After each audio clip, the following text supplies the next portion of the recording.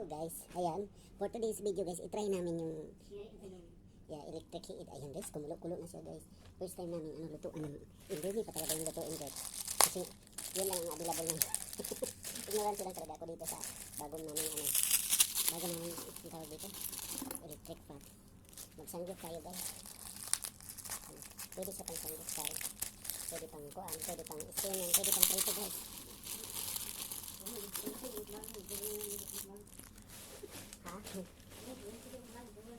Guys, ayun o. Ang bilis na maluto guys. Ayan o.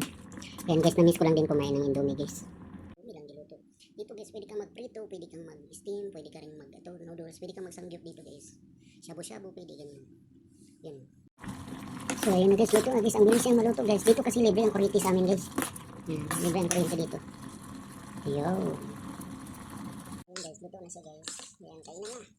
Uy, pizza di peligro. Flex ko lang yung bigay ni yung kasama kong Indonesia dito guys. Ayan, Max Tea. Tapos itong mani na to, dami guys. So, yan with, walang oil yan. Tapos ito naman, rice daw to, pero parang masarap siya. Parang ubi. Pero rice daw yan, masarap siya. Yan guys, yan. Parang biko sa atin. Yan.